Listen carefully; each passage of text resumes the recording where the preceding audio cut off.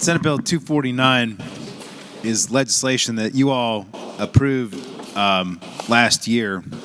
It was ultimately vetoed by the governor. It has to do with integrated resource plans with a couple additional things. The CER looked at it over the year and added a couple more things to it. But the bill was a recommendation of the Commission on Electrical Utility Regulation. The idea was to, yes, both reduce and consolidate the number of things we do in an IRP. In the IRP every year, there's an enactment clause that directs the SEC to do that. In addition, though, the bill also requires utilities to pick their preferred mix of energy sources that comply with the VCEA and still look at least case scenarios during planning. It also requires Appalachian Power to start doing IRPs again. They were relieved from that, I think, 4 or 5 years ago.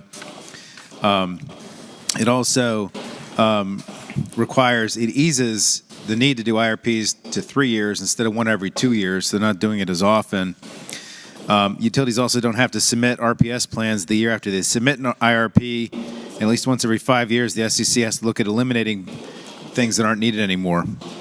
The bill also strengthens the stakeholder process by requiring more stakeholder engagement, using a third-party facilitator to try to limit the matters that are fought about in IRP plans. One of the things that's new is it requires utilities to evaluate and propose using surplus interconnection, which I think is something a couple other members have bills on this session, so that we don't have to have new sites for generation. The bill also requires us to look at transmission as part of the IRP process and not just generation.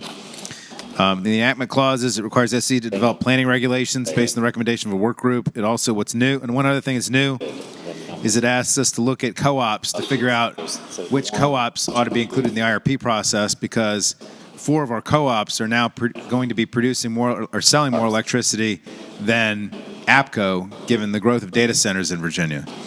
So that's basically what the bill does. Again, it's largely the same as last year with a couple additions.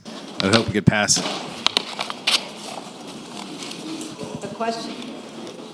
The question is, shall Senate Bill 249 pass? All in favor of that motion will record their votes aye. Those opposed, no.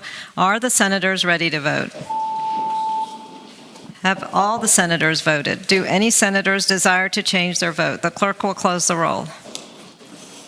Ayes 21, noes 18. Ayes 21, noes 18. Senate Bill 249 passes.